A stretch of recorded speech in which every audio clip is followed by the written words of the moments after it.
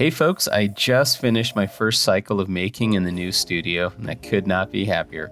This video is going to take a deep dive into a glaze comparison among 5 different clay varieties. Even though managing this much variety is challenging, I had a lot of fun, especially since the results turned out to be really interesting. So, I'm just going to go off script right now and show you a handful of goblets. All right, so here is the entire crux behind all of this. I just love how the same type of a glaze will yield different results based on the composition of the clay. So right here, we've got Santa Fe. We've got an electric brown clay. This is the B3 brown. This is the WC404. And this one turns out to be my favorite. This is the Los Altos.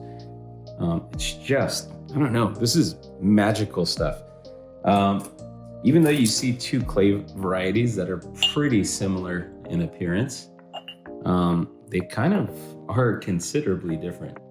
This is the Santa Fe, and with the trimming that I've done, and I did a little bit of smoothing, there's so much dragging that's occurred, and it's pretty rough and bumpy, whereas this WC404 was relatively easy to smooth out. So in terms of, workability, I'd have to call the WC404 the winner as compared to the Santa Fe. Now, I'd probably do some hand building with this, but we'll see what happens in the future.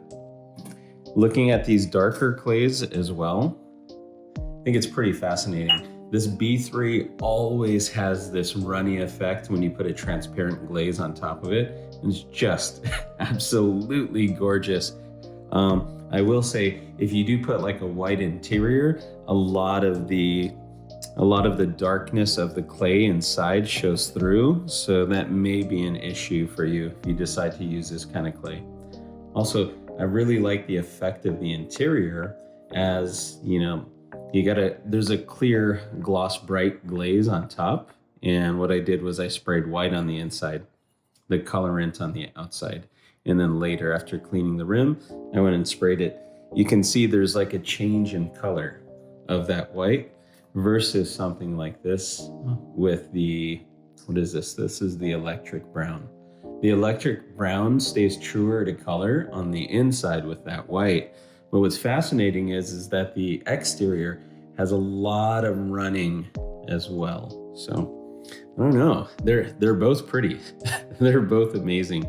But the way in which you get that verticality is different with this electric brown versus this B3. All right, so we've got the same lineup of clays as with the previous color. So let's kind of look at that comparison again. So we got the Santa Fe on the left side and the WC404 on the right.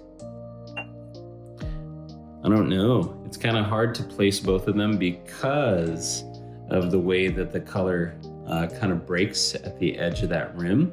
And it looks like the application is pretty similar. So you get a lot of the appearance of that colorant of the clay underneath peeking through.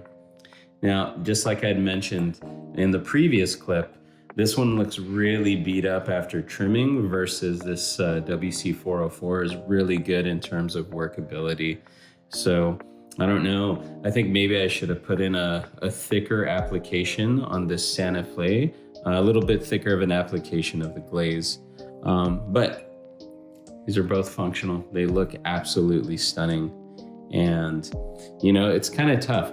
I love the way that the color breaks with the clear glaze and it reveals the actual clay body on the Santa Fe. But it doesn't look as clear and bright and pretty on the WC404. So it's like, how do you get a little bit of both of the properties that you want in one clay? All right, so one additional comparison. We got that B3 brown that I had compared in the previous clip to the electric brown. Notice the colorant. So you can see there's a lot of throwing marks left in the actual vessel over here. This one I smoothed it out with a rib, but you can still kind of judge based on the thicker areas what it looks like when the clay and the glaze builds up on the B3. And you can definitely see it on the bottom. We got the electric brown versus the B3. So I think both of these in their own right have their strengths and weaknesses, but very similar to what I was talking about, especially with the interior white.